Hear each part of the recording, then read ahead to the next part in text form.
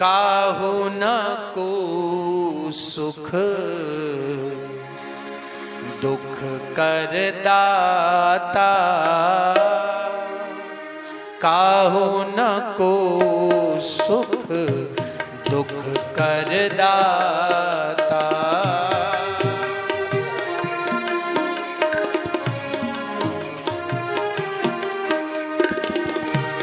काहू न को सुख दुख कर दाता, काहू न को सुख दुख कर दाता।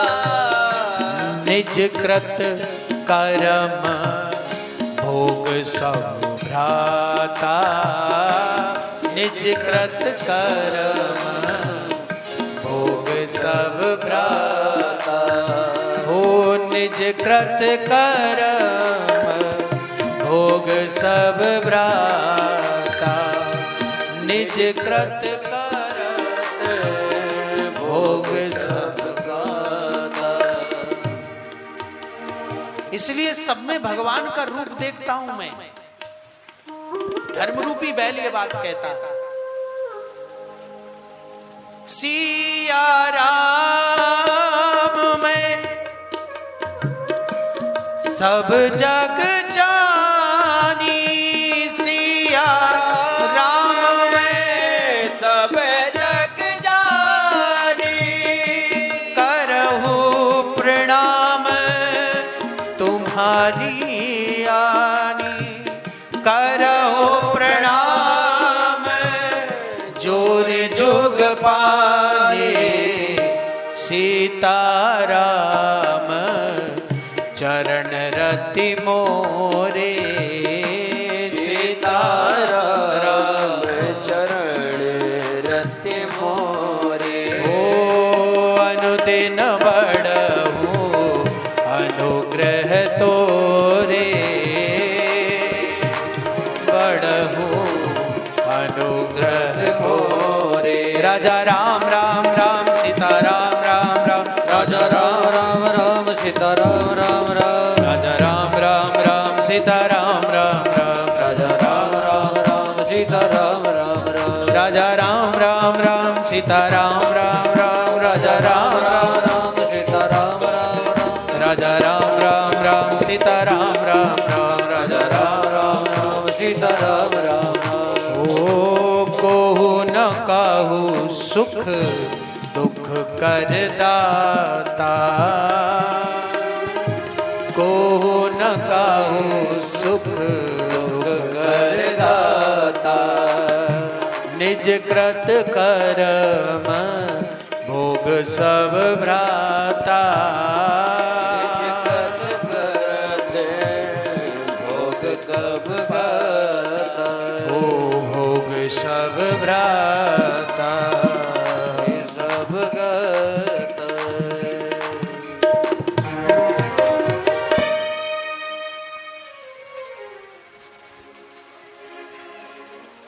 बार बार प्रशंसा परीक्षित जब करने लगे धर्म की, कि तभी तत्काल उसी समय वो कलयुग काला काला पुरुष हाथ में तलवार लेकर धर्म के उस बचे हुए एक पैर को भी काटना चाहता है। और वे परीक्षित के सामने, परीक्षित ने निकाली तलवार और कहा कि तत्र गोमिथुनम राजन, तुम देखने में तो राजा लगते हो लेकिन गाय और बैल पर अत्याचार करते हो। राजा का ये धर्म नहीं है। कौन हो तुम? कलयुग ने जब देखा कि परीक्षित बलशाली है, मुझे तो मार ही डालेगा, अब बचने का एक ही उपाय है कि पैरों में गिर जाएं। कलयुग गिर गया और जैसे ही चरणों में गिरा तो परीक्षित क्षत्रिय बालक है, क्षत्रिय राजा है, और क्षत्रिय जो होते हैं वे अपनी शरण में आए हुए शत्रु की भी रक्षा करते हैं। कलयुग समझ गया कि अब तो मैं बच गया। परीक्षित ने कहा ठीक है, हम तुम्हें नहीं मारते, चलो, लेकिन बताओ तुमने यह क्यों किया और तुम कौन हो? तो उसने अपना परिचय दिया कि महाराज मेरा नाम कलयुग है और अब मेरा समय आ गया है, मुझे तो रहना ही होगा, कहीं तो रहूंगा। तो परीक्षित ने कहा हमारे राज्य को छोड़कर कहीं रहो, जाओ, कोई स्थान नहीं है तुम्हारा यहां, तुम इतने दुष्ट हो। कलयुग ने कहा कि महाराज, हे चक्रवर्ती सम्राट, यह तो बताइए कि आपका राज्य कहां कहां नहीं है। उस समय परीक्षित पूरी पृथ्वी के एक छत्र राजा थे, पूरी पृथ्वी के जितने भी देश थे उस समय, आज के समय पर भी जो कुछ दिखाई देता है सब पर सनातन धर्म की ध्वजा लहरा रही थी। कलयुग ने कहा मैं कहां जाऊं, सब जगह तो आपके राज्य की सीमा लगती जा रही है। तो परीक्षित ने कहा कि अगर हमारे राज्य में रहना है तो तुम्हें अपना कोई गुण बताना होगा, बताओ तुम्हारे अंदर कोई गुण है। तो कलयुग ने कहा महाराज, मैं वैसे तो अवगुणों की खान हूं, लेकिन एक गुण है मेरे भीतर, कुछ अच्छी चीजें हैं मेरे भीतर में। कलयुग कहता है। परीक्षित ने कहा बताओ। तो कहने लगा कि महाराज सुनो, मेरा नाम तो कलयुग है, अवगुणों की खान हूं, लेकिन मेरे समय पर जो कोई भगवान का नाम लेता है मन से, जो कीर्तन गाता है मेरे राज्य में, तो उसे यज्ञ के समान फल की प्राप्ति होती है। कलयुग केवल नाम आधारा, सुमिर सुमिर नर उतर ही पारा। नाम लेने से तर जाएगा, पार भव से उतर जाएगा। इसलिए नाम संकीर्तन जो भी करेगा कलयुग में वह भगवत प्राप्ति कर लेगा, उसे कोई महान तपस्या करने की आवश्यकता नहीं होगी। परीक्षित ने कहा ठीक है, और भी कोई गुण है? बोले प्रभु पहले एक गुण की बराबर तो स्थान दीजिए। परीक्षित ने 4 स्थान दिए इस गुण के कारण, इसके बदले 4 जगह दे दी। और वे 4 जगह कौन कौन सी थी?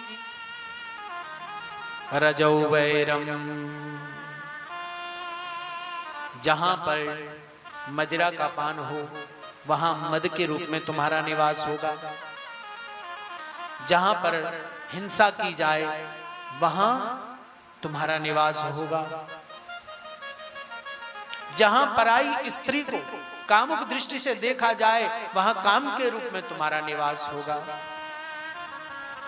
ऐसे स्थान दे दिए, ऐसे स्थान दे दिए कि महाराज वहां कोई दिखाई ही ना दे, कोई जुआ ना खेले, कोई शराब ना पीवे, कोई पराई स्त्री को ना तके, कोई चोरी ना करे।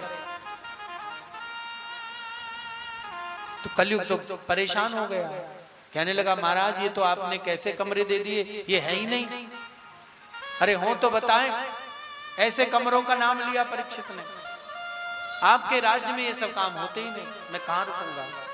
तो परीक्षित जी ने कहा कि एक गुण और बता दो, चलो हम तुम्हें अच्छा स्थान दे देंगे। तो बताया मानस पुण्य हो ही नहीं पापा, कलयुग यह पुनीत प्रतापा। मानस पुण्य हो ही नहीं पापा, कलयुग यह है पुनीत प्रतापा। मानस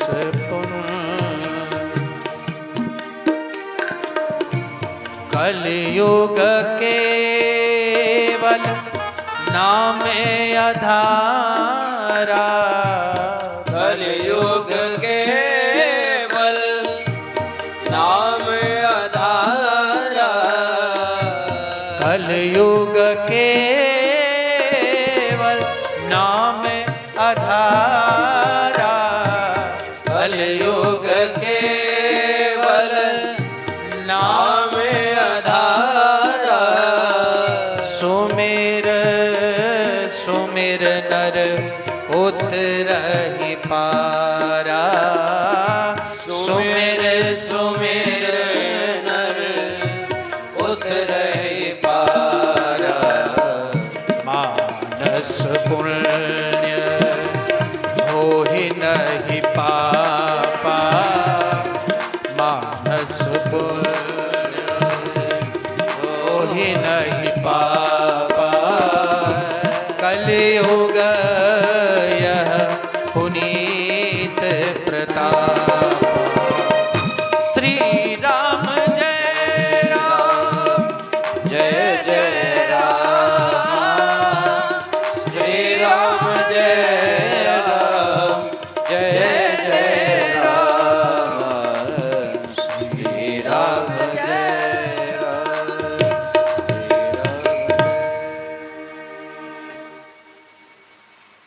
अच्छा, तुम्हारे समय में जो कोई मन में पाप सोचेगा उसे कोई अपराध नहीं होगा, उसे कोई पाप नहीं माना जाएगा। बोले हाँ महाराज। तो ज्यादा खुश मत होना आप लोग। हाँ, कल से मन में यही सोचने लगो कि भाई कलयुग में तो छूट है, किसी की भी बुराई सोचो, कितना भी पाप सोचो, विचार करो। ये सत्य जरूर है कि विचार करने से आपको दंड नहीं मिलेगा, नरक नहीं मिलेगा, लेकिन विचार करने से मन जरूर बदल जाएगा और फिर विचारों में बात नहीं रहेगी, फिर तो वह क्रिया में भी आ सकती है। इसलिए सत्संग कहता है कि ऐसे विचारों से बचो। लेकिन कलयुग का ये बहुत बड़ा प्रभाव है। नाम की महिमा कलयुग में नेत्र बंद करके मानसिक पूजा का विधान है। देखिए, मन से किया हुआ पाप तो नहीं लगेगा, लेकिन मन से की हुई पूजा जरूर लग जाएगी।